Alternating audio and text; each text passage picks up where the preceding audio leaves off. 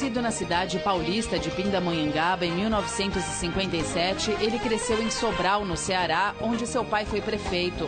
Formado em Direito, trabalhou como professor na Universidade Federal do Ceará. Desde jovem, interessou-se pela política. Aos 25 anos de idade, foi eleito deputado estadual pelo PMDB, cargo que exerceu de 1983 a 88, quando então tornou-se prefeito de Fortaleza.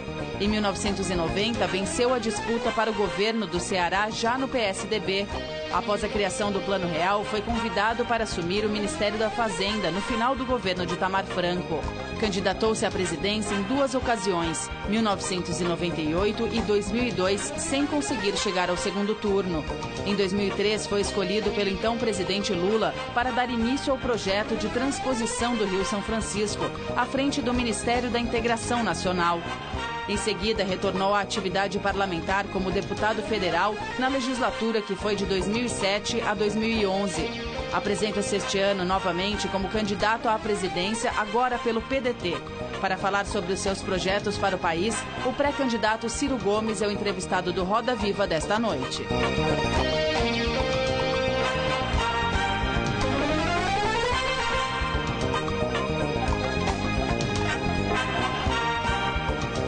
Bem-vindos a mais este Roda Viva, o mais tradicional programa de entrevistas da TV brasileira. No centro do Roda Viva de hoje, o pré-candidato à presidência pelo PDT, Ciro Gomes. Estamos no ar em todo o país pela TV Cultura e emissoras afiliadas, pelo nosso canal no YouTube e pela nossa página no Facebook. Convidamos para essa entrevista Brad Haynes, diretor da agência Reuters do Brasil. José Roberto Toledo, editor da versão online da revista Piauí.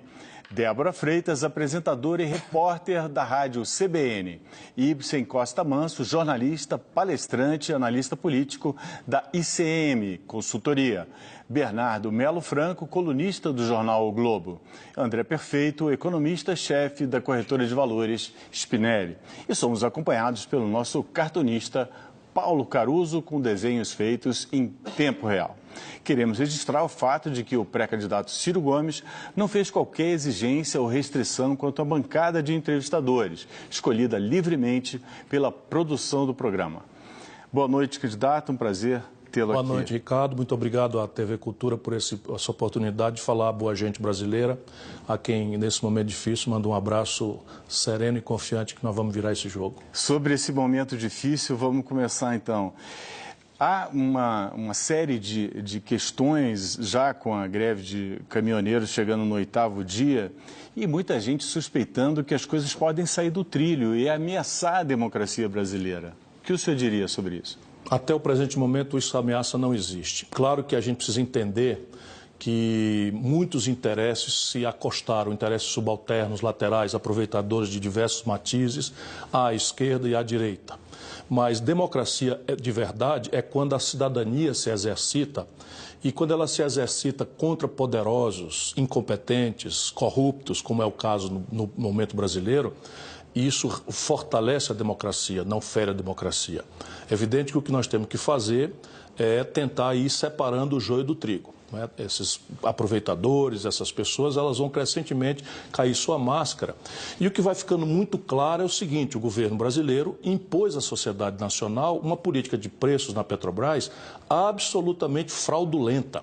Esta política desconsidera o custo do barril de petróleo do Brasil e passa a cobrar como se o barril de petróleo brasileiro, que custa ao redor de $17, fosse o custo do barril de petróleo negociado no mercado especulativo do estrangeiro, que hoje está perto de $90. Mas, candidato, o senhor defenderia uma política de preço, de controle de preços internos, não, uma diferenciação de não, preços? Não, isso foi o erro do passado recente do Brasil, que também não nos serve. O que serve a uma empresa como a nossa, Petrobras, é praticar uma matriz de custos absolutamente transparente, ou seja, quanto custa produzir um litro de gasolina, mais o custo de produção, mais a remuneração do investimento, mais a depreciação, mais um lucro em linha né, com os competidores equivalentes do estrangeiro.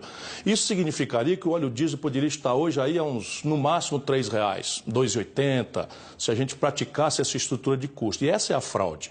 Por quê? Por que o senhor Pedro Parente faz? O que o senhor Pedro Parente faz? Para servir aos interesses estrangeiros, ele deixa 1/3 da capacidade de produção de gasolina, de óleo diesel, de lubrificantes do Brasil ociosos e passa a abrir espaço para que grandes importadores brasileiros comprem gasolina lá fora, aproveitando a peculiaridade da Petrobras, que é a deter o monopólio. Na lei foi revogado, mas na prática a Petrobras ainda tem o monopólio. Portanto, o importador de gasolina pode empurrar esse preço absurdo, criminoso, sem contestação do verdadeiro mercado, que seria concorrencial. E, evidentemente, o Brasil não tem que cair no mercado concorrencial. Por quê? Porque nós temos uma companhia estatal que tem padrões de eficiência ou de custos absolutamente importantes em comparação com o mundo e pode e deve transferir essa eficiência para o interesse público brasileiro. Vamos começar nossa rodada aqui pela Débora?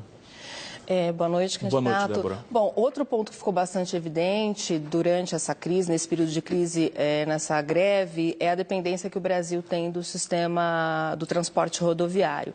Quais são as suas propostas para tentar minimizar essa dependência e estimular outras formas? Evidentemente, há anos, qualquer pessoa que recuperar minhas opiniões, meus escritos, meus livros sobre o Brasil, evidentemente quem conhece o Brasil e sabe de um país que tem cada vez mais volume nas suas produções, nas suas exportações, minério de ferro exige grande volume, soja exige grande volume, milho exige grande volume, para ficar em 3 exemplos, barril de petróleo exige grande volume. Então, esse centro estratégico de produção está crescentemente no interior. A nossa população está concentrada lindeira ao litoral. Ou seja, qual é a matriz óbvia que um país com essas características de produção no interior e consumo lindeiro ao litoral deveria praticar? Deveria ser basicamente ferrovia, para trazer e escoar essa produção do interior, e cabotagem. Durante os últimos 20 anos, o Brasil destruiu a sua marinha mercante e o Brasil destruiu a sua estratégia de ferrovias mais recentemente. E já foi agora com o governo golpista do Temer. Eu, por exemplo, tinha me afastado da política e estava dirigindo, em nome da Companhia Siderúrgica Nacional, a Transnordestina. Estamos avançando mais de 1 quilômetro por dia, ali numa área de grande potencialidade produtiva que liga, enfim, essa estrutura que se convencionou chamar Matopiba, que é Maranhão, Tocantins, Piauí, Bahia. Não é? Essa região, essa obra tinha 5.000 pessoas trabalhando, foi o Temer assumir e parou. Assim a leste-oeste na Bahia parou, assim a ideia de uma bioceânica em parceria estratégica com os chineses parou, assim a projeção até Porto da Aldeia parou, a projeção, assim também a conclusão da Norte-Sul parou, apesar de estar quase pronta. Evidentemente que o Brasil tem que fazer é retomar uma estratégia de produção e de logística capaz de ser compatível com a nossa geografia econômica. Agora, a Transnordestina, que é o projeto já o senhor citou, demorou uma década, já recebeu 6 bilhões de reais. Quanto? Em grande parte... 100? 6 bilhões de reais, principalmente dinheiro público, parou pela metade e, infelizmente, é metade no meio. Então, não conecta nem Suape, nem Ceará, está servindo para muito pouco, nem oferece trabalho hoje em dia, a não ser trabalho para advogados como o senhor. Mas eu queria entender exatamente como avançou esse projeto com o senhor na presidência da Transnordestina e o que é necessário para projetos que não só oferecem grandes promessas, mas grande execução depois de uma década. Vamos ter clareza, o projeto da Transnordestina é uma concessão privada. Ela não é uma coisa de serviço público e esse dinheiro que foi alocado ali foi alocado através de crédito de participação acionária ou de renúncia fiscal, no caso de algumas outras frações. Portanto, é uma empresa privada, né? A Transnordestina S.A. é uma empresa privada, não tem nada a ver com o setor público, é uma concessão. E a grande questão da Transnordestina é que as ferramentas de fazer não são praticadas com regularidade. E isso é tudo mais no Brasil. Então, a estrutura de financiamento foi parada, foi obstaculizada e nós começa e para. Essa estratégia não foi comigo, eu já cheguei para consertar. Mas tem uma lógica, qual é a lógica? É uma brutal disputa, meio bairrista, a falta de projeto nacional, entre o Ceará e Pernambuco. Para eliminar essa disputa, o que aconteceu? Resolveu-se começar do meio para as pontas o processo. Então isso é uma coisa que rende-se à realidade brasileira, embora seja pouco eficiente, sob o ponto de vista de um país que deveria se planejar. E a premissa disso é a descontinuidade. Então cada um quer o seu pedaço, porque acha que ela não vai ser concluída toda. Ibsen. O que mais? Você ficou alguma parte sem responder? Perdão. E para onde vai, então? É preciso retomá-la e concluir, porque o pior dos mundos é ficar metade pronta e ela não dá retorno nenhum à sociedade brasileira. Mas na hora que ela for lançada, você explode reflorestamento, explode biomassa, explode soja, explode minério de ferro, explode gesso, gipsita, que são hoje imensas potencialidades econômicas desse interiorzão do Brasil, onde a miséria é a regra, e que são inviáveis com o frete rodoviário, porque nem sequer rodovias há nessa região.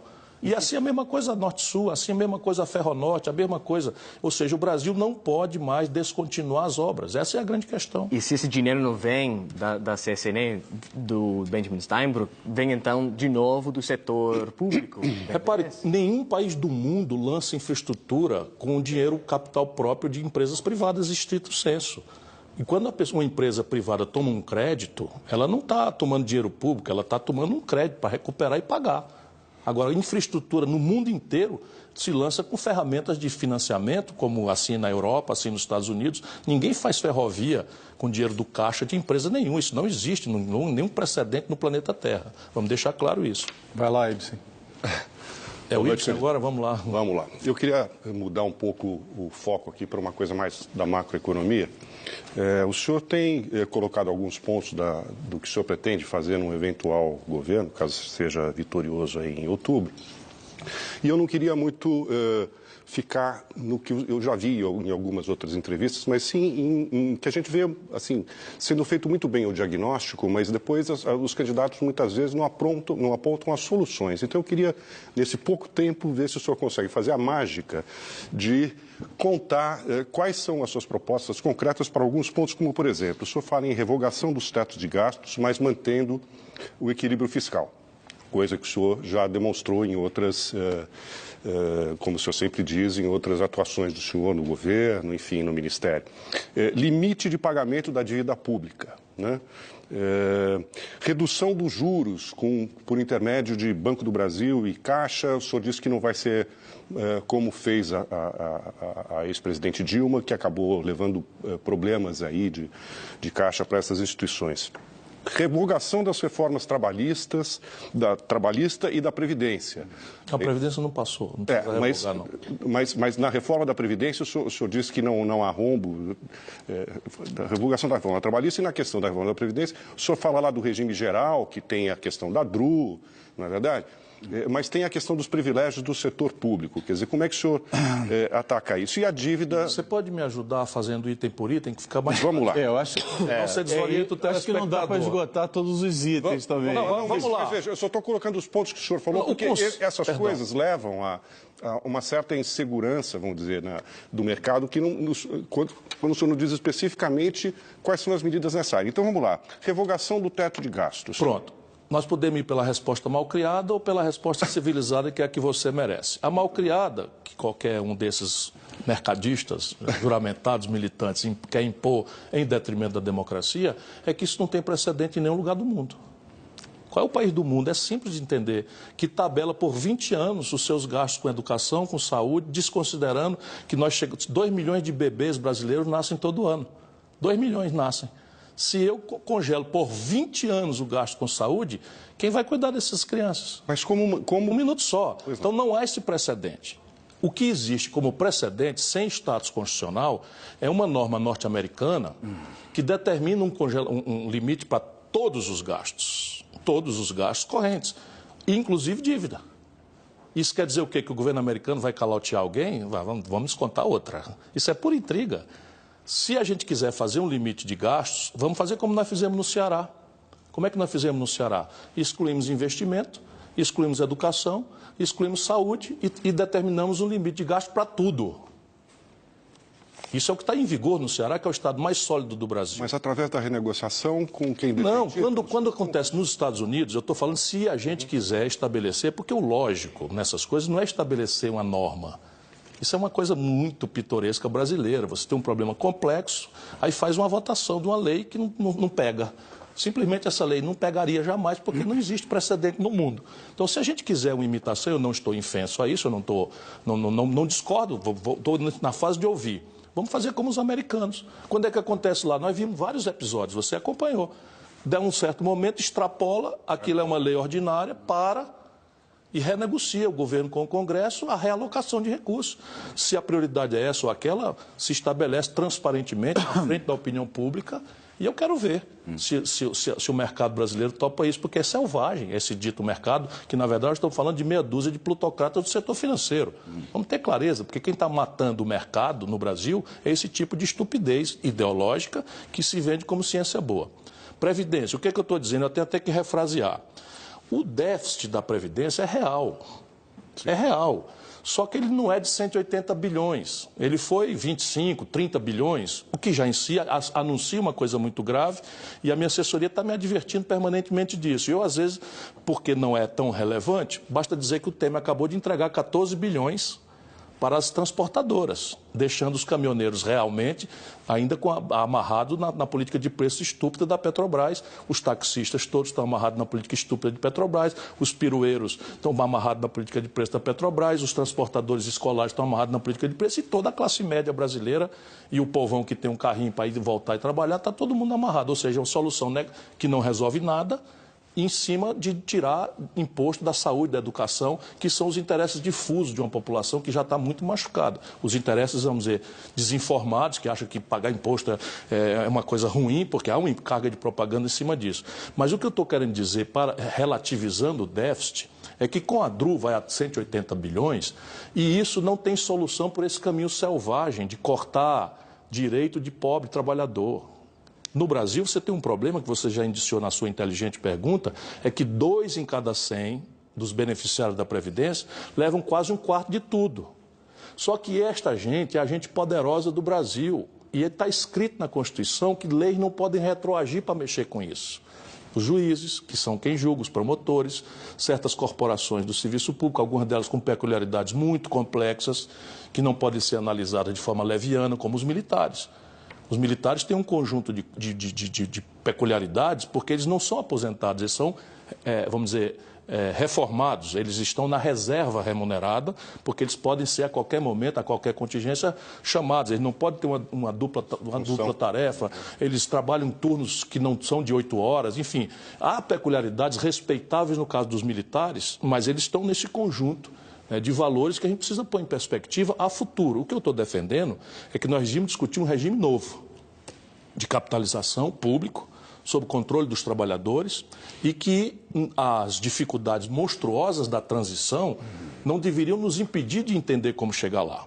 Ou seja, cada um fazer sua poupança e a transição fazer conviver 3 hierarquias, que é o que eu estou estudando. Primeiro, todos os benefícios de gente que não contribuiu seriam segregados do orçamento da Previdência e seriam pagos pelo Tesouro, como no limite já são. Tá certo? No limite já são, mas seria que se criaria, para dar transparência ao orçamento, um benefício de renda mínima de cidadania para todos os brasileiros, independentemente de poderem ou não contribuir. Manteríamos até um limite de 2,5%, 3,5%, 4,5%, isso depende da negociação, do êxito da negociação, um regime de repartição em extinção com o tempo. E, por fim, para tudo mais, acima desse teto, um regime de capitalização. Isso é o que nós estamos estudando. Ciro, vamos ouvir o André, que está ligado ao mercado financeiro. André. Boa noite, candidato. Depois a gente volta para os outros que ficaram. Sim, depois voltamos, temos tempo mais nos outros blocos. Bem, parece que eu sou o representante da plutocracia que você me falou, já que eu sou o único representante do mercado financeiro aqui, né? Dito isso, eu acho que a questão é mais complexa. Nitidamente, eu acho que não é disso que se trata, né? Acho que a gente trabalha, às vezes, num campo muito de algumas simplificações, até para entendimento mesmo, né? Aí está vivendo um momento no Brasil muito difícil. Hoje mesmo a Bolsa Brasileira caiu 4,5%, as ações da Petrobras caíram 14,6%, o dólar subiu 2,23%, já está sendo cotado a mais de 3,70%. E até fica essa discussão meio besta, né? Que o mercado tem candidato, não tem. O que o mercado quer, às vezes, é algum tipo de previsibilidade, né? Acho que nós, como economistas, a gente foi treinado muito mais para entender o como do que o que. Então, essa pergunta, acho que vai muito no sentido do como. E eu vou colocar rapidamente uma questão aqui só para a gente pensar. Existem 3 grandes políticas econômicas, fiscal, monetária e cambial. O que eu vou tentar avaliar aqui para falar para os meus clientes ainda hoje ou amanhã, é qual dessas você vai segurar e qual dessas você não vai segurar. Porque uma vai vazar. Se segura duas, uma acaba ficando um pouco mais frouxa e por aí vai. Vamos ver essa parte agora. Política fiscal, nitidamente, no curto prazo, não vai ter um corte de gastos. Mas o senhor vem apontando, e por isso talvez a antipatia de parte do mercado, que vai tributar de forma mais progressiva, que eu até acho correto. Não estou falando que não seja, mas, obviamente, gera algum tipo de resistência disso, né? A gente sabe, no primeiro trimestre, que 64% das receitas brutas do governo foram receitas não recorrentes. O senhor vai subir imposto? E sim, isso daí dá bilhão? Quanto é que você está imaginando que vai ter para ajudar essa questão fiscal que vai ajudar todas as outras no limite, né? A gente pode ser julgado pela mistificação que se faz, e isso eu sou completamente impotente para fazer. Ou não sendo eu nenhum aventureiro que chegou ontem na praça, eu posso ser julgado pela minha prática. E é isso que eu peço. Embora o mercado simplesmente seja essa entidade fantasmagórica que resolveu atribuir a si próprio um poder de tutelar a democracia. Eu não aceito isso, ponto final. Isso é uma questão de a que senhor você quer servir. E o meu senhor é o povo brasileiro. Eu nunca persegui ninguém, não sou homem de ruptura de nenhuma natureza. E tem uma história. Qual é a minha história sobre esse ponto específico? Nem um dia de déficit. Ex-prefeito da 5ª maior cidade brasileira, ex-governador do 8º estado brasileiro, ex-ministro da Fazenda desta república sofrida, não tenho um dia de déficit. Sabe quantos políticos podem dizer isso? Só eu, no Brasil. E assim que eu vou ser julgado, sabe como é que eu fiz quando fui governador do Ceará? Tinha 36,5% de receita corrente líquida livres para investimento. Fui ao mercado e comprei 100% da dívida do Ceará, com 15 anos de antecedência no vencimento. Sou eu que sou irresponsável? Não, mas Só um minutinho. Espera aí um pouquinho. Então, isto é a minha prática. O que vocês vão fazer de propaganda adversa, clandestina, traiçoeira, eu já estou acostumado. Já estou acostumado. Vocês que eu digo é para generalizar, porque eu sei como é que as coisas são. E não estou falando de você especificamente, que inclusive é pequeno e eu tenho um grande interesse nisso. Agora vamos ter clareza. Como é que se produz superávit? Ou como é que se sai de déficit? Eu não conheço outra fórmula a não ser um ponto de equilíbrio entre redução de despesa e aumento da receita. Se alguém souber, me ensine, porque nas casas da gente, nas empresas da gente e na nação da gente, só tem um jeito de equilibrar a conta ruinosa. É aumentar a receita e diminuir a despesa. Agora vamos juntos. 50% ou metade do gasto público brasileiro é despesa financeira. Bernardo, a metade do orçamento brasileiro, de tudo que se arrecada de imposto, etc., etc., é despesa financeira, juro e rolagem de dívida. Só para fazer sem querer fugir do assunto. Já se incomodou. Não, mas não é. Eu tenho que colocar. Ou você diz que isso é verdade ou não pode interromper. É um dado que vai te corroborar o que você está falando. 46% segundo os dados do FMI, 46% das receitas são gastadas com juros do Brasil, para 2015. Mas o senhor propõe renegociar. Só um minuto, eu vou chegar lá. Então vamos lá. Aí 29 de cada R$100 que a gente arrecada, Previdência. Com essa trava de não poder retroagir para ferir direito adquirido. Aí sobra R$21 ou R$20 para a educação do nosso povo, saúde do nosso povo, segurança pública, que é um pavor da sociedade brasileira, 62 mil homicídios, só 8 em cada 100 são investigados. Tudo isso aqui, mais cultura, mais ciência, tecnologia, ponte, estrada, aeroporto. E aí a gente pega e mete uma trava, que é a tal emenda 95, que congela este gasto por 20 anos. Então vamos fazer. A despesa aqui, evidentemente, que eu sei que eu sou muito responsável, porque eu sei que a dívida pública corresponde basicamente à poupança da sociedade. Portanto, qualquer brincadeira, qualquer leviandade, qualquer irresponsabilidade vai cair em cima de alguma parcela da sociedade. Eu sei do que eu estou tratando. Fui lá e comprei a dívida do Ceará. Não dei calote, não. Comprei a dívida do Ceará e que é o que eu pretendo fazer com a do Brasil no prazo de algum tempo que eu vou precisar para virar o jogo. Comprar a dívida do Brasil, é isso? Agora, cadê a câmera para eu conversar com Está aqui, está aqui. Tem duas que... Eu volto já para você, não me leva mal. Dois países do mundo, o Brasil e a Estônia, não cobram imposto sobre heranças ou lucros e dividendos empresariais. Eu não estou falando de cobrar da empresa trabalhando e produzindo, não. O lucro que sai da empresa para o bolso do empresário, só o Brasil e a Estônia não cobram. Eu vou cobrar. Agora... Sabe quanto é o tributo sobre heranças nos Estados Unidos, que ninguém duvida que seja uma pátria capitalista? 29% é a alíquota menor. Sabe quanto é no Brasil? A alíquota média? 3,9%. Eu vou aumentar. Para quê? Para poder diminuir o imposto sobre os trabalhadores, que são onerados no consumo, e sobre a classe média, que morre com imposto de renda extraordinariamente injusto na fonte. Compreende? Agora... Entendi, então, quer fazer os cálculos? Não, depois a gente vê isso. Não, quer fazer os cálculos? Renúncia fiscal. A renúncia fiscal no Brasil hoje está em números brutos, 580 bilhões de reais. Vamos deixar aqui para o próximo bloco? Tá bom. Só você me responde. Tem renegociação da dívida ou é recompra da dívida? Não tem nada de renegociação. Recompra da dívida. Veja, dívida pública no mundo inteiro é referida a PIB. Sim. Na literatura que o André estudou brilhantemente, dívida pública é referida a PIB. Por quê? Ninguém paga dívida com PIB, você paga com tesouro. Mas é porque no mundo inteiro a dívida tem longo prazo. Então o problema do Brasil não é o tamanho da dívida, é o criminoso prazo que está se impondo ao Brasil. Hoje, essa turma que está aí, esses golpistas que nos governam, e a Folha de São Paulo me honra com um editorial chamando assim, as hipérboles de Ciro, hipérbole é exagero. Então, eu disse que a dívida brasileira era 5 trilhões e 500 bilhões de reais. Em número grosso, esta é a dívida bruta brasileira mesmo. Atenção, Folha de São Paulo, seu editorialista errou.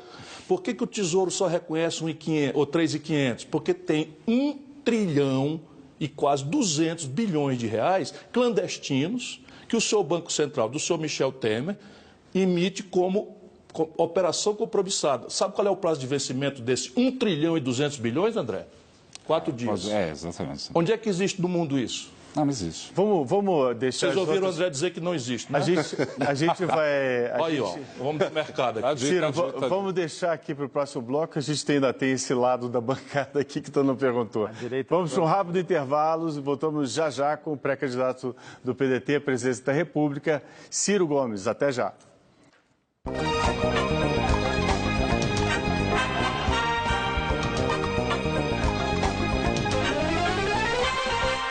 Candidato do PDT à presidência da República, Ciro Gomes. Vamos fechar agora a nossa roda aqui de perguntas com o Zé Roberto Toledo e depois com o Bernardo Franco. Ciro, eu queria voltar para a questão da greve dos caminhoneiros, mas fazer um pit stop em 1994, outubro. Talvez você se recorde, você estava em Madrid, reunião do FMI. Tudo bem. E tinha uma greve muito grave no Brasil, que era talvez equivalente a essa greve, que era uma greve dos petroleiros. Você era ministro da Fazenda, e você deu uma declaração dizendo que aquela greve era uma greve eleitoreira, autoritária, fascista até. Então, minha pergunta para você presidente hoje, o que você faria com os grevistas caminhoneiros, com os grevistas donos de empresas de transporte e com o presidente da Petrobras? Eu faria exatamente o que eu fiz naquela data, porque existe um certo manual para quem tem experiência. Em greve dessa natureza, com esse potencial explosivo, você endurece e senta para negociar. Então, o que é que eu fiz? De Madrid, mandei uma declaração extremamente dura, peguei o avião, desci no Brasil e me encarreguei de negociar. E essa negociação simplesmente impediu a greve, não aconteceu a greve. Havia uma ameaça de greve. Adiou. Ela foi mediada pelo Vicentinho da CUT, a quem eu conheci, em quem eu confiava e ele confiava em mim, e pelo Spies, na época presidente da FUP. Essa greve ela foi negociada no apartamento do Itamar Franco, no fim de semana, em Juiz de Fora, e ela terminou com um brinde de chopp num bar embaixo do apartamento do Itamar Franco. Mais ou menos é o que eu faria agora.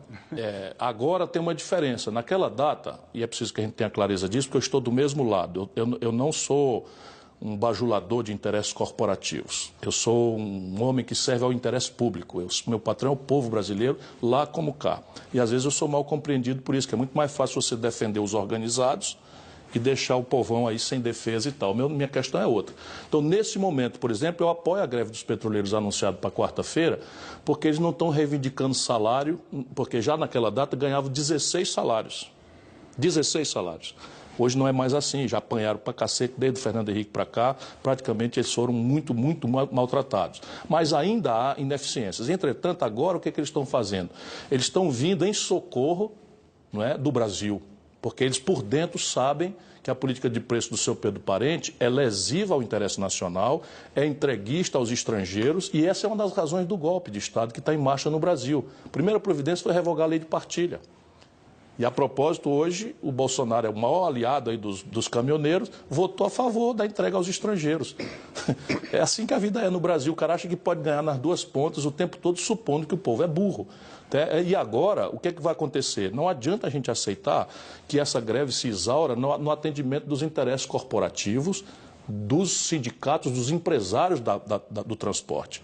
E isso é o que está em jogo no Brasil hoje. É um sacrifício, é uma coisa, mas vale a pena a gente purgar esse sacrifício, porque só tem uma saída. Demitir o seu Pedro Parente, eu peço publicamente aqui a demissão deste entregue à pátria, que é o seu Pedro Parente, e trocar a política de preço da Petrobras. O resto é paliativo a custo do povo. O senhor falou que endureceria primeiro para depois negociar. É assim que se negocia quando a coisa não é justa. Mas como seria o endurecimento nessa greve específica? Às vezes é só retórica, como foi daquela vez. Embora eu costumo dar cabimento ao que eu falo. O Brasil precisa restaurar a autoridade. Há uma certa desorientação aí pedindo intervenção militar na cabeça de algumas pessoas, mas isso é um grosseiro equívoco. O que elas estão procurando é a restauração da autoridade. Repare bem, nós temos 62 mil homicídios, só 8 em cada 100 são investigados. Que Estado de Direito Democrático é esse? Que Estado de Direito Democrático é esse? Agora, o presidente da República deu uma ordem para que a Polícia Federal acabasse com os piquetes, que o Exército fosse para a rua e nenhuma das duas coisas aconteceu. Esse tema, rapaz, eu vou dizer para você, eu tenho até um certo pudor de não exagerar, porque agora é trincar os dentes e atravessar até a eleição. Porque não tem como interromper uma coisa, mas esse tema é o fundo do poço. Eu já conhecia de muito longa data. É um escroque, para falar aqui uma palavra clara, é um escroque que usurpou a presidência da República. E alguém acha que eu sou exagerado, mas eu conheço ele de perto, de longuíssima data. Aí está revelado. Toledo, vamos deixar agora o Bernardo fazer a pergunta dele. Candidato, boa noite. O senhor tem dito aí na campanha que, se for eleito em 2019, vai partir para desmontar o PMDB. Ao mesmo tempo, o senhor está fazendo... Os caminhos da democracia, é bom sempre dizer.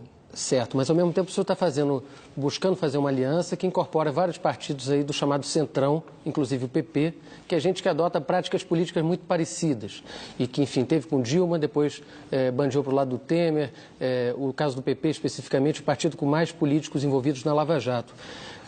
Seu partido, o PDT, tem apenas 20 deputados de 513. O senhor vai precisar de maioria. Como é que o senhor vai fazer? O senhor vai traçar uma linha e tirar os picaretas ou o senhor vai escolher alguns picaretas que vão caber na sua aliança? Não, eu não vou escolher os picaretas, não. Repare, a minha tarefa hoje é de duas naturezas. Eu não sou candidato à Madre Superiora do Convento. Eu sou candidato se o meu partido, na data própria, aprovar, isso é uma imposição da legislação eleitoral. Eu tenho segurança que o partido fará isso, mas se o partido me homologa como candidato, eu preciso viabilizar a eleição.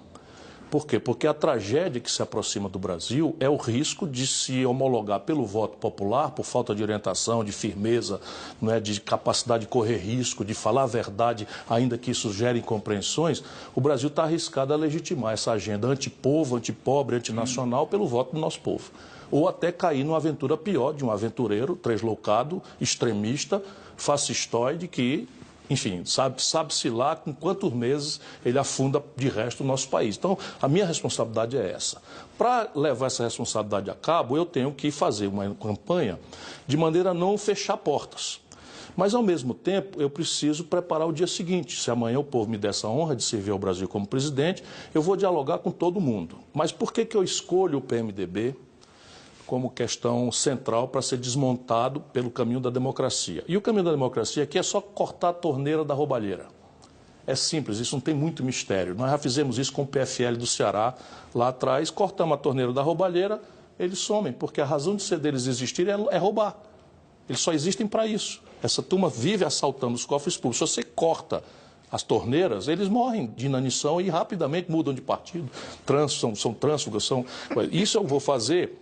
Mas eu não tenho ilusão de que a minha mera eleição vai transformar o parlamento brasileiro num ajuntamento de anjos puristas. Isso não está no meu alcance, embora a população esteja na sua mão.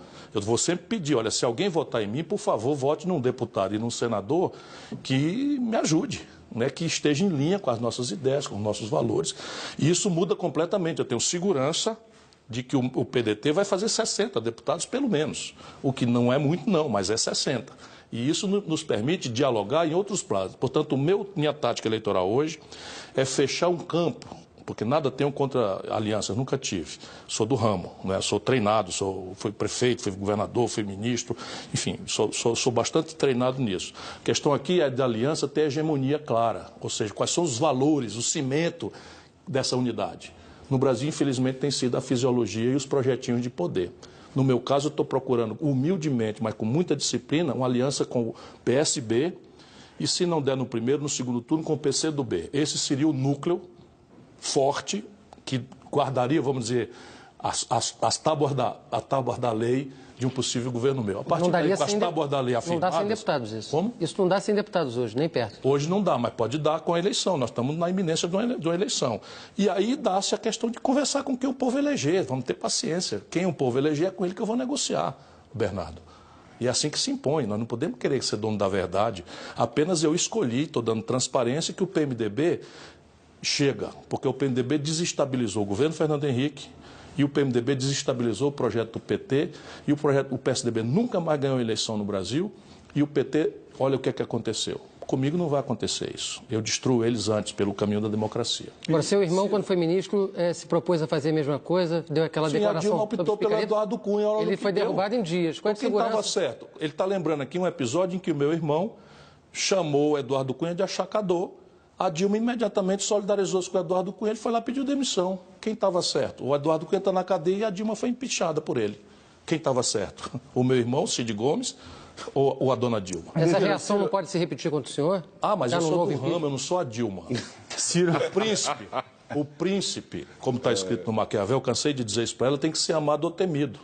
Não podendo ser amado como prefere, tem que ser temido. E a Dilma deixou-se imolar e com ela a democracia, porque não é do ramo. Simplesmente não é do ramo. É um dedaço que o meu amigo Lula fez para continuar mandando. E olha no que deu. Será que é isso que é bom para o Brasil? Uma questão. No seu estado, em Fortaleza especialmente, reside um dos símbolos da luta do feminismo no Brasil. Né? Maria da Penha, que deu nome à lei, grande conterrânea. Embora você tenha nascido em Pindamonhangaba, ela tem o seu instituto, desenvolve a sua luta há mais de 20 anos. Por que você nunca foi visitá-la? Isso é uma... Eu vou dizer para você, talvez seja uma estupidez inominável. Eu não sabia que a Maria da Penha tem um instituto. Eu ando muito viajando, trabalhando, eu não sabia que ela tem um instituto. Mas se eu soubesse, já teria de visitar muitas vezes. Eu a conheço, tenho estima por ela, temos um excelente relacionamento e, evidentemente, um convite dela não seria um convite, seria uma convocação. Ou seja, Maria da Penha, na próxima chegada na terrinha, eu vou aí te dar um abraço. Candidato, voltando aqui um pouco à questão econômica, desculpe, Débora, mas essa aqui vai ser curtinha e não vai ser tão complexa. O Adam Smith dizia que não há nada que um novo governo aprenda mais rápido do que aumentar imposto. Agora há pouco o senhor estava falando aí da questão da cobrança de imposto sobre heranças nos Estados Unidos. O senhor recentemente tem falado aí, não da recriação da CPMF, é um outro conceito, mas a fórmula de incidência de um novo imposto acima de R$2.000, pelo que eu entendi da sua proposta. Já se falou aqui no passado, além de impostos sobre heranças, sobre grandes fortunas, e aí, o que é grande fortuna, né? Tinha propostas, inclusive, de que alguém que tivesse um imóvel acima de R$1 milhão, que qualquer pessoa de classe média aqui em São Paulo pode ter, haveria uma taxação. Mesmo a questão da herança, às vezes você tem famílias aí que trabalham a vida inteira, de repente o pai morre. A questão é, impostos, nós já estamos com a carga tributária elevadíssima. Falar de aumento de impostos enfrenta uma certa oposição dentro do Congresso. O que o senhor precisa, quais são esses patamares, alíquotas e tal, e que impostos o senhor pretende propor? Como o senhor disse, só tem como cortar. Só para concluir, o senhor disse que não tem como resolver o problema se não cortar custo e aumentar a arrecadação. A gente vê muito a questão da arrecadação e não vê corte de custos, né, nos estados. Não, repare bem, eu estou ameaçado aqui de uma boataria de calote, porque eu estou indicando em que proporções os gastos têm e devem ser cortados. Eu sou campeão de superávit primário, essa é a minha vida. Eu sei por onde as andorinhas dormem. Então, repare bem, qual é o problema hoje, concretamente, do Brasil para o próximo presidente, seja ela ou ele quem for? Essa gente quebrou o nosso país. E são 7 dias de greve dos caminhoneiros, eles já torraram mais 14 bilhões de reais. Então, o déficit esse ano, na véspera da posse do próximo presidente, o primário, sem pagar um centavo dessa dívida de 5 trilhões de reais que já estará alcançado naquela data, já estarão alcançados naquela data, vai espetar uma conta que dá um déficit de quase 200 bi. 180, 170, 140, porque é fazendo e contando.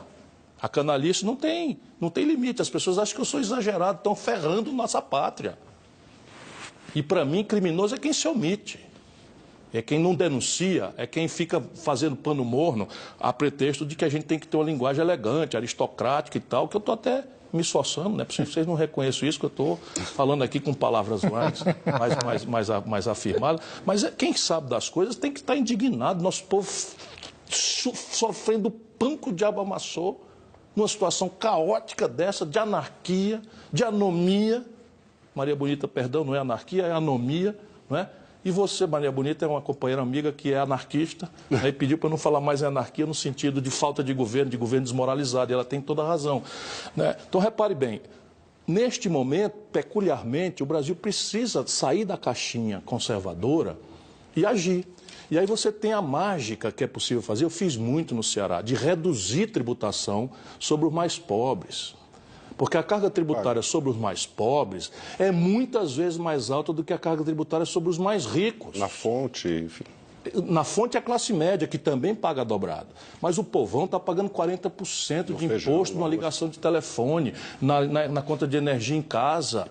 Sabe, isso é selvagem, isso é absurdo completamente, porque um certo baronato no Brasil... Vamos lá, o Itaú acabou de pagar para 4 famílias 9 bilhões de reais de dividendo.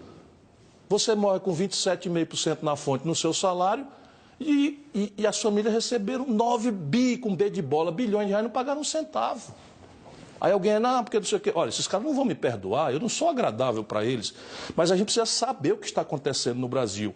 4 famílias acabaram de receber 9 bilhões de reais de dividendos, que o Banco Itaú, um de 5 bancos que monopolizam 85% das operações financeiras do Brasil e que cobram do nosso povo 486% de juros no cartão de crédito. Que cobram no cheque especial do Banco do Brasil 282%. Existe isso na França? Tem algum precedente no planeta Terra de algo por 1/10 disso? Não existe isso. Além de dividendos, e como taxar? Deixa a Débora fazer uma pergunta. Pois não, desculpa. Como taxar dividendos? Não, dividendos não, mas a questão da CPMF, que não é CPMF. Não, a questão básica é o seguinte, isso não está decidido ainda. Heranças e doações está decidido e lucros e dividendos está decidido, eu vou propor ao povo brasileiro. Porque eu não sei mentir, não gosto de mentir, acho que aquele que mentir agora se desmoraliza muito mais rápido e muito mais profundo do que o Michel Temer merecidamente está se desmoralizando. E do que a Dilma, que se desmoralizou também porque mentiu. Não contou a verdade para o povo da crise econômica que estava ali despencando os preços dos produtos tradicionais brasileiros, desfinanciando nosso balanço de pagamento. Vai lá, Débora. E ela sai com essa maluquice, com Levi, fazendo as loucuras que fez, inclusive desnacionalizando a possibilidade de um complexo industrial da saúde que emprega para burro, que gera renda para burro. Enfim, todas essas mazelas do Brasil começaram ali, com o Levi, que é a mesma turma aí. É a mesma turma. O Levi era 5º nível do Bradesco e agora o Ilan, pelo menos, é 1º nível do Itaú. Essa é a gente que manda no país sem voto. Vai lá, Débora. Candidato, pegando um gancho aqui na cobrança que o Lessa fez em relação à visita ao Instituto Maria da Penha, gostaria de saber se a sua proposta de governo contempla políticas públicas para combater a violência contra as mulheres, até porque a gente tem muita dificuldade, por exemplo, de monitorar o feminicídio, a própria aplicação da Lei Maria da Penha encontra entraves. Quais são essas propostas, como é que elas podem ser colocadas em práticas? E o senhor já disse que é a favor da descriminalização do aborto. Como é que esse tema seria discutido com a sociedade? Veja, eu não sou candidato a guru de costumes. No passado, eu, por fidelidade às minhas convicções e à minha consciência e por fidelidade à opinião pública, eu acabei caindo em certas provocações que me tiravam do ambiente de líder do país, a quem cabe mediar os conflitos, que não são triviais, especialmente nesses assuntos identitários, para tomar uma posição que só me serviu para perder confiança. Então, repare bem, eu não sou candidato a guru de costumes, eu sou candidato a chefe do Estado brasileiro. E como chefe do Estado brasileiro, o que eu vou garantir a todos é que nenhum tema será tabu. Todos serão tratados e o presidente da República não tomará parte prévia, mas estimulará o debate franco, aberto entre todos os grupos de opinião interessados no assunto, que tem uma contribuição a dar, e estimularei a tolerância e o respeito à diversidade.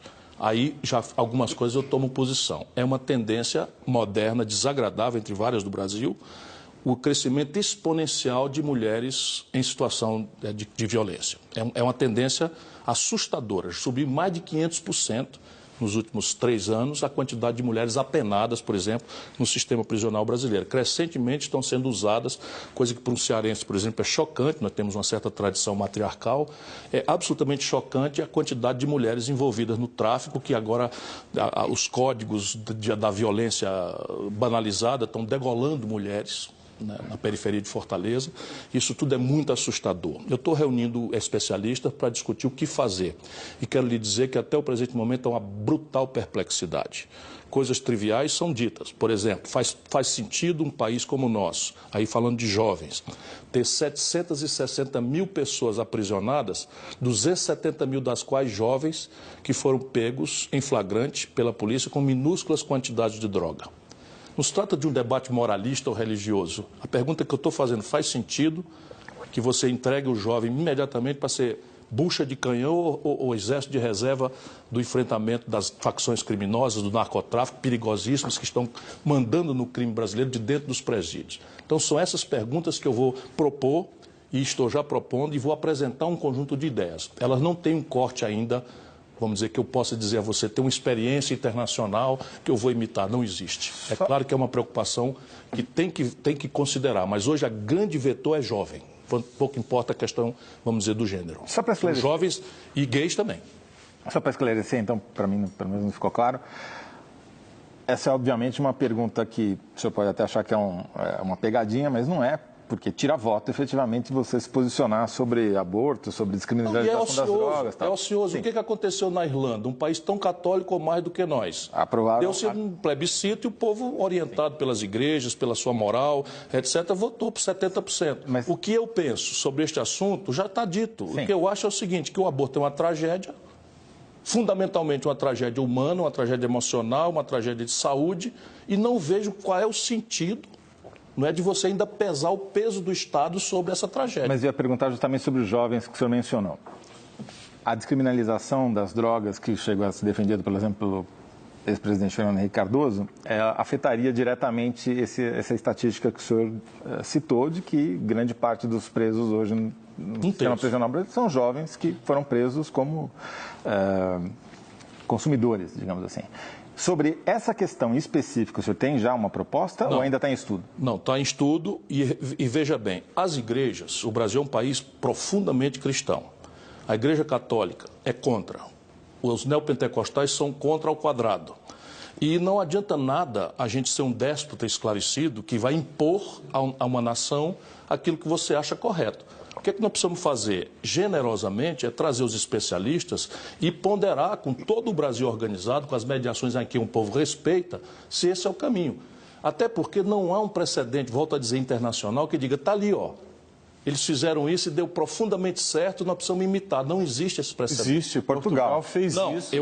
Se vocês não tivessem me interrompido, eu ia dizer, Portugal fez um atalho hábil. E é hoje a melhor ideia que eu acho. Portugal não descriminalizou. O que é que Portugal fez? Eu vou explicar, eu fui lá estudar. Fui lá 2 vezes já estudar esse assunto.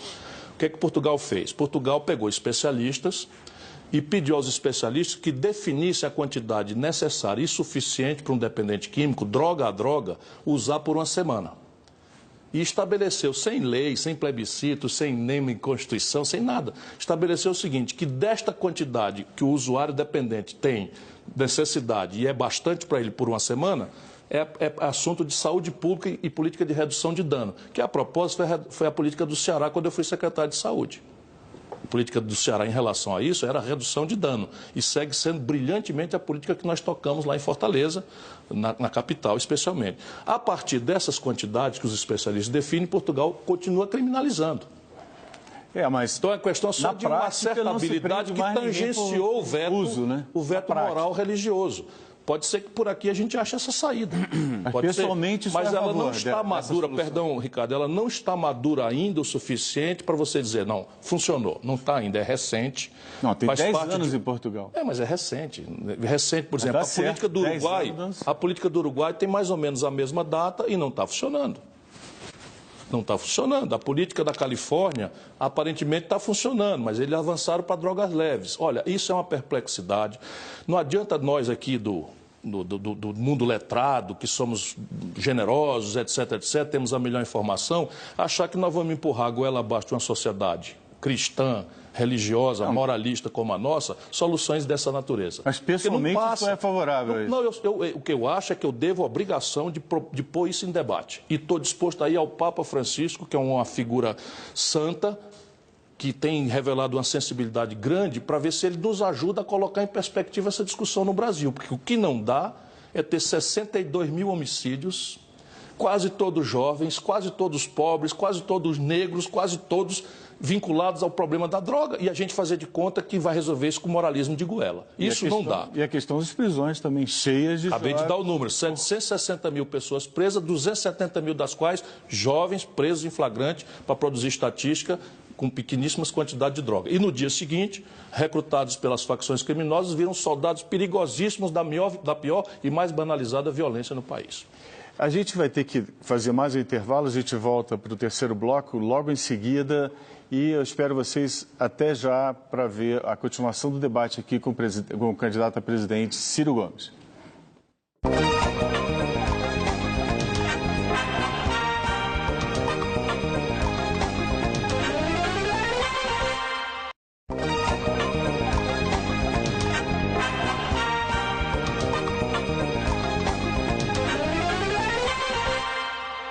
Estamos de volta ao vivo para o terceiro bloco da entrevista com o pré-candidato do PDT à presidência da República, Ciro Gomes. Nós vamos ver agora a pergunta da consultora em educação, Ilona Betchkirazi, de São Paulo. E você também pode gravar sua pergunta e enviar para os próximos convidados do Roda Viva pelo aplicativo da Cultura Digital. Nós recebemos aqui centenas de perguntas e esperamos aqui estarmos representando a quantidade de todos os telespectadores que participaram. Então vamos agora à pergunta da Betchkirazi, por favor, da Ilona. Meu nome é Ilona Betchkirazi, eu sou consultora de política educacional. A minha pergunta para o candidato Ciro Gomes é qual é o plano dele para a educação brasileira? E se esse plano leva em consideração as reformas educacionais do estado de origem dele, o Ceará, e de Sobral? Naturalmente, antes de perguntar, eu já ia dizer que a resposta era essa. Nós, no Ceará, aprendemos, na tentativa-erro, inclusive, a construir um caminho, não é, em que basicamente hoje é possível manualizá-lo e replicar as boas práticas. O que ela está mencionando é que Sobral, a minha cidade, no interior do Ceará, onde nós começamos isso, ainda sob a liderança do Cid Gomes, que é o ex-governador, nós temos o melhor IDEB do Brasil, que é o indicador de educação básica do país, é o disparado melhor do Brasil, sem rival. E no Ceará, replicando essas práticas, nós já temos 77 das 100 melhores escolas fundamentais do país. Lembrando que o estado do Ceará é um estado muito pobre, que já indicia que o problema do dinheiro é real, é grave, mas não é só esse o problema. Portanto, há que se encaminhar um projeto educacional, e essas serão as guias de um projeto meu, em dois rumos. O primeiro, a mudança do padrão de ensino. Hoje, o ensino que se dá ao filho do pobre brasileiro na escola pública é o decoreba. É um enciclopedismo raso, né, que ensina um pouquinho de cada coisa e não se aprofunda em rigorosamente nada na imaginação que uma pós-graduação é que vai dar profundidade a qualquer um. Isso, em tempos de Google, é lixo puro. Portanto, nós precisamos motivar os professores para que eles se reestruturem e recriemos um paradigma pedagógico que seja capacitador do juízo crítico. Mangabeira chega na audácia de propor, e é uma pessoa que tem muita influência nos desenhos programáticos que eu estou fazendo, chega a propor que o mesmo conteúdo seja ensinado de duas maneiras diferentes, preferencialmente antagônicas, porque isso provoca na cabeça do aluno a liberdade da crítica e o posicionamento de juízo de valor. O outro rumo é mais fácil de entender. O Brasil tem subfinanciamento grave hoje, especialmente em dois planos. Nós tivemos muito sucesso numa política pública que atravessou Fernando Henrique e Lula, que é o Fundef e Fundeb. Então, o Brasil andou bastante. Nós resolvemos a questão, por exemplo, do acesso à escola no ensino básico e fundamental do Brasil. Nós temos vagas sobrando hoje, porque a demografia, quer dizer, a população está diminuindo a quantidade de filhos, então você começa a ter vagas sobrando.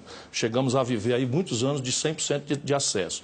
O que explode agora é a demanda por ensino médio. E esse ensino médio precisa ser redesenhado em bases profissionalizantes e de tempo integral. Nós precisamos disputar o garoto e a garota com o narcotráfico, entregando a ele uma escola gostosa, uma escola que o retenha, que o capacite para o trabalho, enfim, que seja gostosa de estar ali. 1 de cada 4 alunos do Ceará também já estão nesse tipo de escola e dá gosto ver, eu vou mostrar na televisão para ver como é possível fazer. Agora, E a outra questão, só para terminar, é o ensino infantil.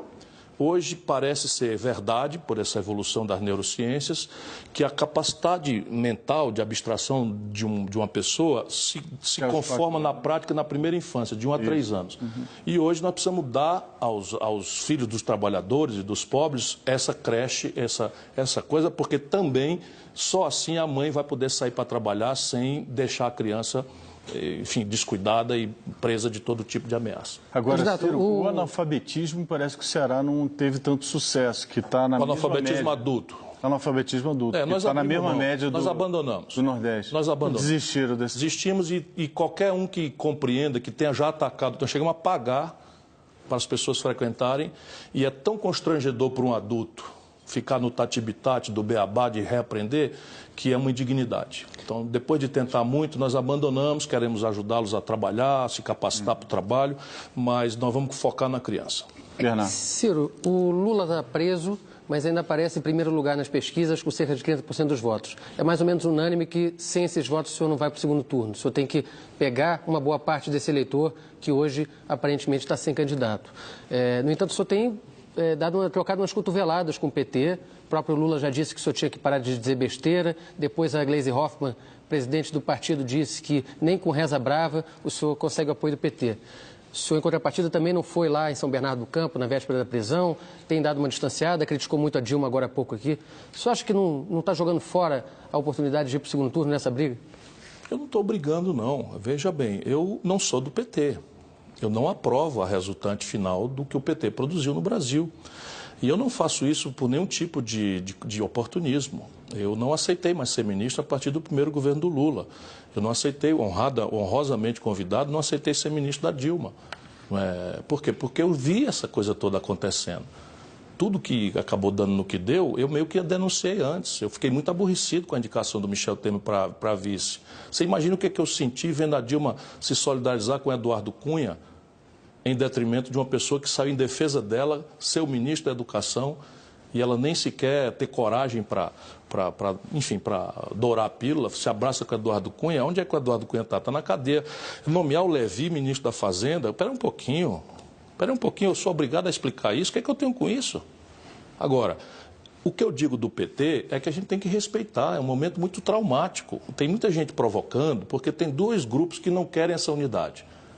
A direita, que tem pânico, pavor de unirmos todos lá no primeiro turno, e a direita.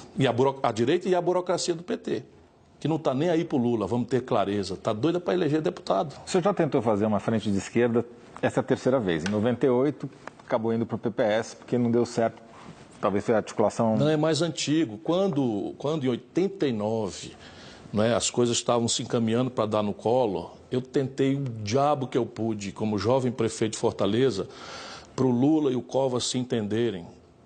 E o Brizola percebeu isso e propôs a mesma coisa ao Lula. E o PT não quis, foi lá isoladamente e apanhou. Então, são 4. Então, 89, mas a vida inteira 98, por isso. 2002 também. Claro. Por que o senhor acha que dessa vez pode ser diferente? Não acho que essa vez vai ser diferente, não. Eu acho que nós não nos uniremos no primeiro turno. Não acho que a gente vai se unir no primeiro turno, o que é lamentável. O que é lamentável, expõe o país a um risco grave. Mas o que eu posso fazer contra a natureza do PT? Não é só o a não se respeitar. Que natureza é essa, candidato? A natureza do hegemonismo. Todo mundo sabe disso. Mas não é só o... Repare bem, o que é que o PT está anunciando para o país? O PT está anunciando para o país que terá candidato a presidente e que o candidato a presidente é o Lula. Não Silêncio. Não, o que é que vocês acham? Não será candidato. O que é que vocês acham? O que eu ia colocar... Eu não vai sou eu que bater vou dia dizer. 15 de setembro e vai Eu vou dizer voltar. paciência, vamos esperar, vamos ver. Só para botar um... Sabe quem botou a lei da ficha limpa em vigor? O PT e o Lula. Quem botou a lei da ficha limpa em vigor, contra a minha opinião... O senhor revogaria? Não, rapaz, como é que vai revogar uma lei que entrou no gosto do povo brasileiro? E isso é assunto do Congresso Nacional. Agora, num país que tem 4 graus de jurisdição, você subtrair os direitos políticos de alguém que tem 2 graus de jurisdição acima, é uma aberração. Simplesmente, o que está errado é ter 4 graus de jurisdição, o que está errado é o processo penal demorar tanto, o que está errado são os tempos judiciários que estão tanto, mas aí você tem uma distorção institucional gravíssima e vai pelo atalho. Eu só ia colocar, Ciro, que tem a questão da Marina Silva também, que também ocupa esse espectro do eleitorado. Sim, claro, e eu acho que então, muito bem. três, A Marina é uma né? pessoa, como diz a turma mais nova, é uma pessoa do bem. A Marina é uma pessoa do bem. Se o país achar que a Marina, que deve ser a presidenta, nós temos aí alguns valores garantidos. Ela está melhor nas pessoas. A decência, o espírito público. Né? O que falta à Marina é a vivência política, um mínimo de estrutura, um mínimo de traquejo para esses tempos complexos que o Brasil está vivendo. Mas ninguém duvide que a Marina, como diz a turma mais nova, é do bem. Né? Eu queria colocar... Portanto, ela está num justíssimo lugar aí nas pesquisas. Queria avançar aqui numa questão. Agora, a pesquisa é retrato de momento. Claro. E a vida não é retrato, a vida é filme. Só para colocar aqui uma questão aqui que eu acho que é interessante, assim, bem, primeira coisa, os candidatos, coisas são ditos de mercado, né? Recentemente a gente viu, há 2 semanas, tem degringolado a situação no Brasil fortemente. Eu acho que o mercado, com as oscilações de preço ultimamente, já meio que abandonaram o Michel Temer. Tá, pelo menos analisando. Não, mas eu coloco isso de forma tranquila, porque você tem um sentimento que o Pedro Parente vai sair, isso daí já está um pouco estabelecido dentro do próprio mercado. Tem que sair. Não, mas isso é uma coisa... Eu que estou dizendo. Não, mas é que estamos pensando dentro dos conjuntos de preço mesmo do mercado, né? A impressão que eu tenho, e aí é uma opinião minha, que obviamente talvez não seja compartilhada com todos do mercado, é que de tal forma draconiana a questão da emenda Constitucional 95, que o senhor colocou, que o próximo presidente vai ter que soltar uma espécie de MP do Veja Bem. Né? O que eu quero dizer é assim, vai ter que se rediscutir isso daí. Né? Nitidamente, de novo, né? Vai bater em algum preço de ativo, né? Vai ter que reprecificar. Acho que o mercado estava trabalhando com... hipóteses muito ingênuas, né? Nada contra o Luciano Huck, que estudamos no mesmo colégio, mas imaginar que o Luciano Huck ia conversar com qualquer senador da República é uma hipótese bastante heróica, né? Dito que as perguntas que o Bernardo, o José também colocou aqui, da questão da base aliada. Se você tiver ficha, nos 6 primeiros meses que você está colocando, qual que é a medida que você vai querer, assim, essa é a medida que eu tenho que tomar? Governar bem é evitar essas simbologias simplórias. Tá. Governar bem significa um punhado de coisas simultâneas. A primeira delas é equipe. E eu estou recrutando, estão aqui na bancada 2 das figuras centrais, vão conhecendo aí, o professor Nelson Marconi, o professor Mauro Benevides Filho, cada qual mais qualificado. E eles são apenas aqueles que eu estou indicando já de uma imensa equipe que está refletindo sobre todos esses aspectos. Então, formar equipe é uma coisa antecedente a assumir o governo. Segundo, toda a questão do primeiro momento tem que ser focada na questão da contradição de um presidencialismo à americana, sem que a gente seja norte-americano.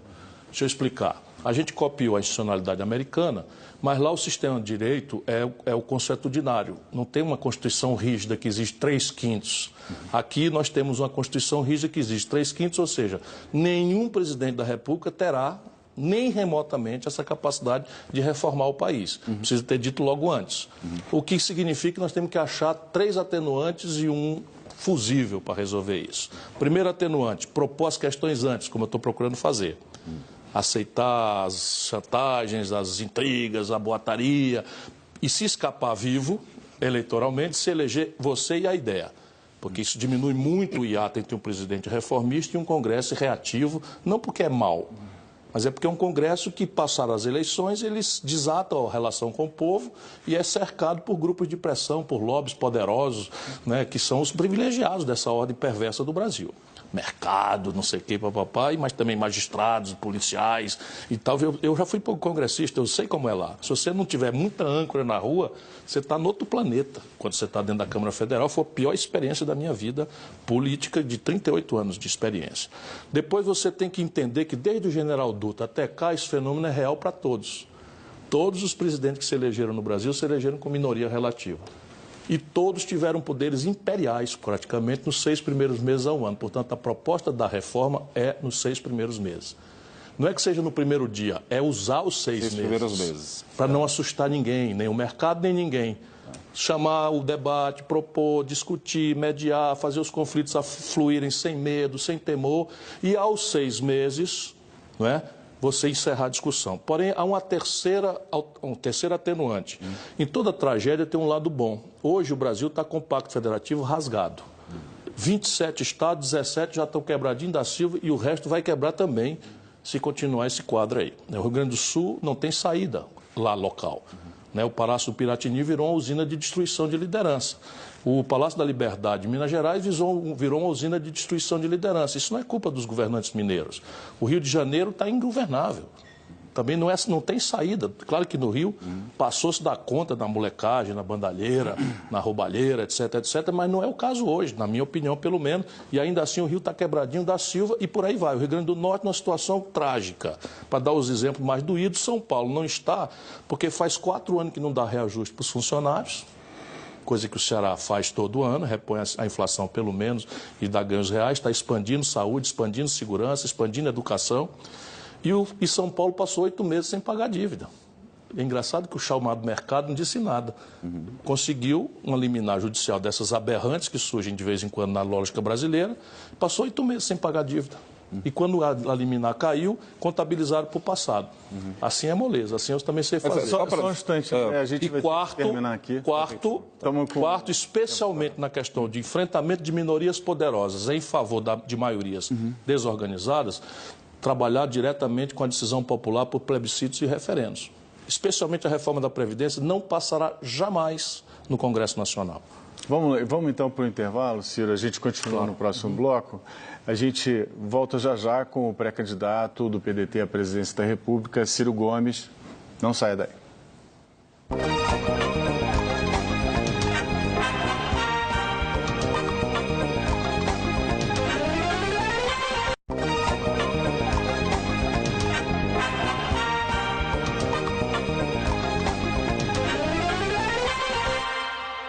Estamos de volta ao vivo para o 4º e último bloco da entrevista com o pré-candidato do PDT à presidência da República, Ciro Gomes.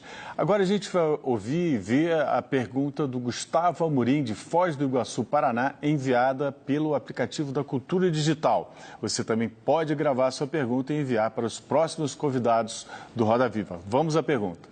A minha pergunta é, caso o senhor seja eleito, quais serão as medidas que vai tomar em relação ao subfinanciamento do Sistema Único de Saúde, o que você vai fazer para melhorar a atenção básica de saúde e como isso será feito?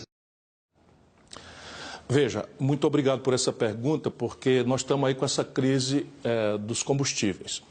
Isso é absolutamente a mesma matriz de um outro problema que vai ser tão grave e caótico quanto esse que explodiu agora, se a gente não entender isso e não preparar a sociedade brasileira para exigir dos políticos uma mudança. Deixa eu explicar de novo aquilo que eu já falei. Hoje, o Brasil está proibido de expandir o gasto com saúde, com educação, com segurança, mas vamos lá, a sua pergunta é saúde. O Brasil está proibido de expandir o gasto com saúde pelos próximos 20 anos. Nós temos mais ou menos 2 milhões de nascimentos por ano. Só isso já mostra a absoluta insustentabilidade desta selvageria. Portanto, nós precisamos revogar aquilo que se convencionou chamar de emenda 95. O que é a emenda 95? É aquela que tabela os gastos com saúde, educação, coisa, e deixa livre os gastos financeiros e deixa livre os gastos previdenciários, mesmo aqueles dos privilegiados, conforme já conversamos hoje aqui. Portanto, só é sério o compromisso daquela presidenta ou daquele presidente que propuser a você qualquer mudança partindo da revogação da PEC 95. Não significa soltar as contas, deixar o país gastar mais do que ganha, porque isso nunca foi prática boa em nenhuma família e nenhuma nação. E eu não tenho um dia de déficit na minha vida, como já pude dizer agora. Mas revogado isso, nós precisamos reforçar basicamente alguns caminhos que são óbvios. Primeiro, a atenção básica no Brasil, salvo deformações aqui e ali, porque existe SUS muito bom num canto, SUS muito ruim no outro, porque ele é uma mistura de responsabilidade do município, do Estado e da União. E o povo não sabe, mais ou menos, quem é nesses assuntos. Portanto, a atenção básica, mais ou menos, está universalizada no Brasil, com a mancha aqui ou ali de menos cobertura. Porém, essa atenção básica morre na dispensação de remédio, ou seja, na entrega dos remédios. Esse é um foco para a gente resolver. E aqui nós estamos importando do estrangeiro e, portanto, pagando em dólar, igual o fenômeno da gasolina, 80 de cada 100 remédios que nós consumimos. Portanto, é preciso criar uma economia nacional, uma indústria da saúde, para que a gente possa gastar o dinheiro que já está sendo gasto, não gerando emprego nos Estados Unidos, na Europa ou na China, para fazer geração de emprego aqui. Quase 90% disso está com patente vencida, que você simplesmente copia e reproduz. Segundo, morre a atenção básica por falta de exames especializados. É preciso criar policlínicas em consórcio com os municípios e com os estados. O Ceará já universalizou esses exames especializados e está funcionando muito bem. Eu vou tentar mostrar isso também na televisão. Essas aqui são as duas primeiras providências em relação à atenção básica e precisa eliminar o subfinanciamento. Depois você tem uma outra grande emergência. São milhões de brasileiros, homens e mulheres de todas as idades, que estão numa fila interminável de cirurgias eletivas. Isso se dá porque a tabela do SUS, da rede conveniada, foi congelada desde 2003. Resultado, o setor público não expandiu na devida velocidade os leitos e o setor conveniado fechou os leitos, embora a maior parte deles esteja aí sendo mantida, ainda sem funcionar, aguardando que se vire esse jogo. É preciso trazer essa rede imediatamente de volta pela cooperação e fazer um grande mutirão para limpar as cirurgias eletivas. Ciro, vamos ouvir o Brad Haynes, que ele fez poucas perguntas aqui. No... Na Venezuela, o Nicolás Maduro acabou de ser reeleito como presidente até 2025 por um processo eleitoral que representantes da ONU, da União Europeia e 12 países da América Latina não reconheceram como legítimo e democrático. O senhor discorda. Por quê e qual seria o papel do Brasil frente a essa crise venezuelana, se nem parte da mesma visão que é essa comunidade de nações? O papel do Brasil foi abandonado por este governo, embora o governo anterior também não estivesse cumprindo o real papel que se determina nesse momento do Brasil em relação à grave e complexa questão venezuelana.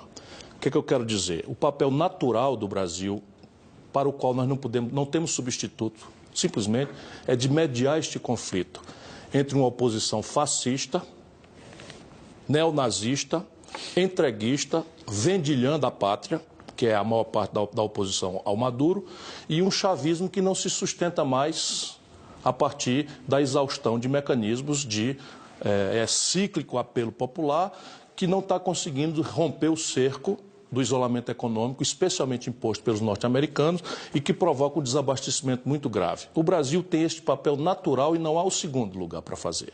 Portanto, é criminosa a posição do governo brasileiro de tomar lado na questão venezuelana como se nós fôssemos um mero gendarme dos interesses imperiais americanos que simplesmente querem praticar um golpe na Venezuela. Não por acaso é o outro lugar onde tem petróleo, na América Latina. Portanto, o papel do Brasil não é alisar o Maduro e suas práticas que já estão passando de qualquer razoabilidade, muito menos tomar lado, como o governo brasileiro tomou, dessa fração fascista e entreguista e vendilhã, da Venezuela, que a oposição representa hoje. Ciro, a Débora tem uma pergunta. Sobre segurança pública, candidato, o senhor fala numa alteração da estrutura nacional.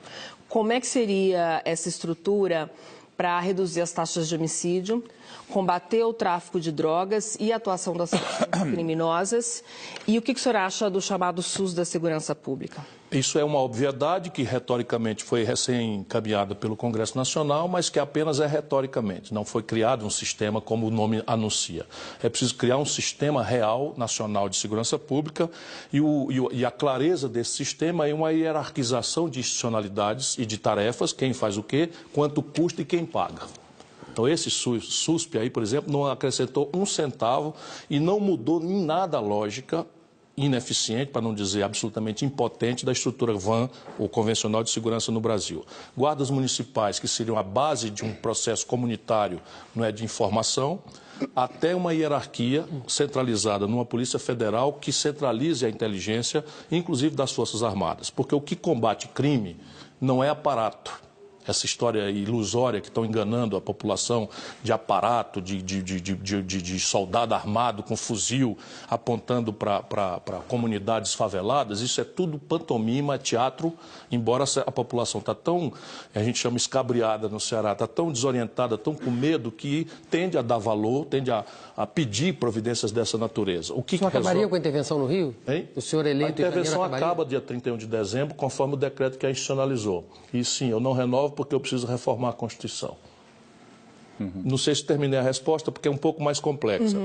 Eu quero criar uma polícia nacional, diferente da Polícia Federal, para fronteiras. A característica dela será altíssima sofisticação tecnológica, satélites, drones. Nós vamos monitorar fronteiras por aí, não é como se fazia no século XX ou no século XIX, com pilotões de fronteira em lugares onde as pessoas passam convencionalmente, isso modernamente não funciona mais. E a Polícia Federal será expandida para fazer inteligência policial. Pretendo mudar a lógica do distrito da culpa. O que é que significa isso? Hoje, a família do policial militar, que é quem chega no teatro de operação, que é encarregada de prevenir o crime, mora na favela. Mora no bairro pobre e precisa estabelecer alguma relação de convivência harmônica, ponha aspas nisso, com o banditismo instalado do baronato do crime, que está na favela, embora o grande narcotraficante não more nas favelas. Não é? E aí não funciona o processo. É preciso que isto tudo seja mapeado com inteligência, no sentido policial do termo, e que comandos vindo de outros distritos extraiam cirurgicamente essas cabeças das facções criminosas e do crime organizado pelo narcotráfico e leve para a formação de culpa em outro distrito e para um processo penal e penitenciário separado do local. Mas diante dessa complexidade, como é que se viabiliza tudo isso que o senhor falou em 4 anos no mandato? Porque a população precisa sentir isso. Mas quem disser que vai fazer milagre está mentindo. Ou não é do ramo, ou não entende nada, ou simplesmente não respeita a dignidade das pessoas.